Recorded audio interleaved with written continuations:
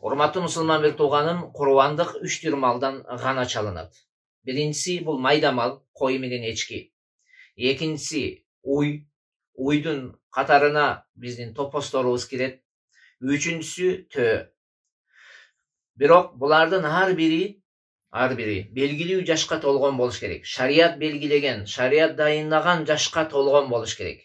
Пайгамбарыбыз саллаллаху алейхи ва саллям өзүнүн ыйык хадисинде айтат: "Ла тазбаху илля мусиннатан." Силер мусинди гана сойгула дейт. Мусин дегени бул майда мал боло турган болсо, мисалга кой эшки болсо 1 жаш, жана 1 жашка толгон болуш керек. Ал эми уй боло турган болсо 2 жашка толгон болуш керек.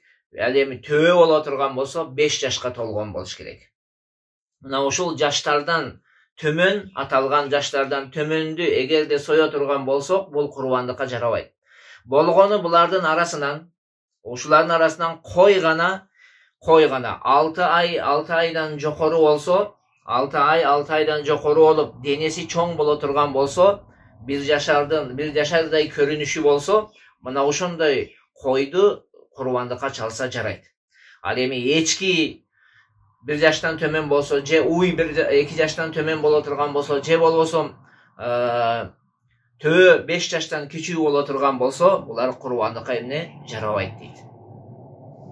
Ошондой эле урматтуу агайындар, алымдарыбыз жокоруда айткан көз, кулактан сырткары дагы кемчиликтерди баяндашкан. Мына ошол кемчиликтерге дагы маани беришибиз керек. Курбандыгыбыз, чалган курбандыгыбыз курбандык болуп эсептелүү үчүн Аллах Таала ваада кылган, пайгамбарыбыздын тили аркылуу ваада кылган соопторго жетүү үчүн, күнөөлөрдөн арылуу үчүн, мына ошол нерселерди, төмөнкү нерселерге дагы маани берели.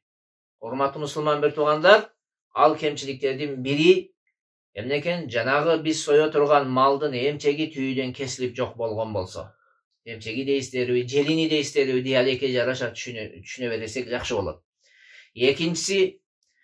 Экинчи кемчилик, ошол биз соеюн деген мал уй боло турган болсо өзүнүн торпогун, кой боло турган болсо өзүнүн козусун эмизе албайт.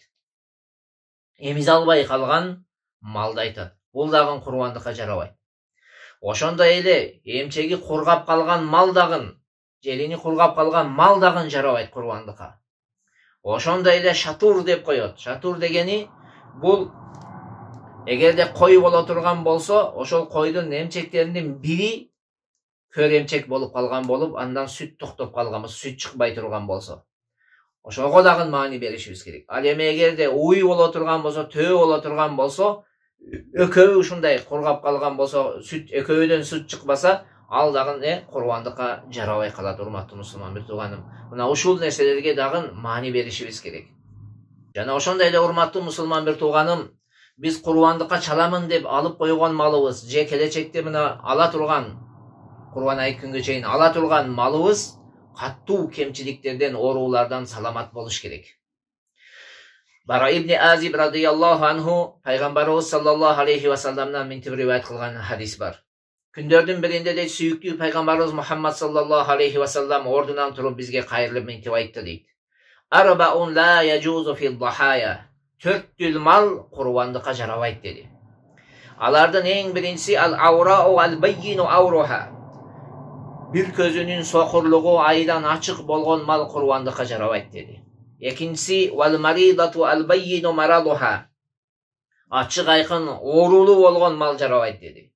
Үчүнчүсү вал-аражау ал-баййину далуха. Аксактыгы ачык айкын болгон аксак мал жарабайт деди. Төртүнчүсү вал-касирату лати ла тунки. Чучугу калбаган деңгээлде арыктаган мал дагы жарабайт деди.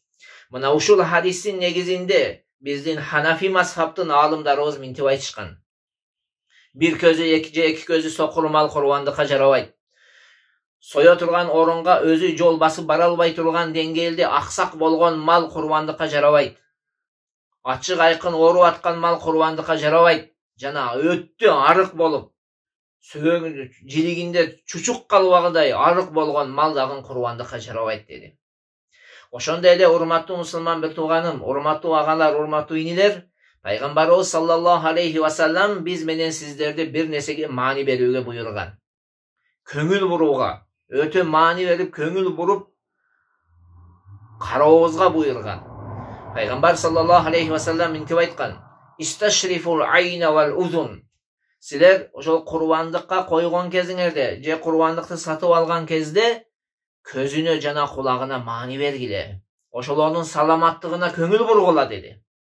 Мына ошондуктан биз менен сиздер ошол курбандык сатып алып жаткан кезибизде койдун буканы эмне болсо кулагын эмне кылалы? Кулагына маани берели. Кулагы ордунда барбы? Болду. Же 1/3 көбүрөөк бөлүгү кеткен болсо, эгер 1/3 көбүрөөгүнү кыркып салган болсо, кесип салган болсо, ал жарабай калат. Ошон үчүн куракка маани беришибиз керек. Экинчиси, көзгө маани берели. Көздү мындай кармап көрөлү, мындай кылып колубузду кыймылдатып карап көрөлү. Кана көрөбү, көрбөйбү? Эгер көрбөй турган болсо, биздин алган малыбыз курбандыкка жарабай калат. Ошондуктан алымдарыбыз айтат, кайсыл малдын көзүнүн нурунун, зрениясынын 1/3 бөлүгүдөн көбүрөөгү кеткен болсо, же куйругунун, же кулагынын 1/3 бөлүгүдөн көбүрөөгү жок болсо, ал мал курбандыкка жарабайт дейт. Ошондуктан курбандык сатып алган кезибизде биз ушул нерселерге абдан көңүл буруп, маани беришибиз керек, урматтуу мусулман тууганым, мээнетибиз текке кетпөсү үчүн.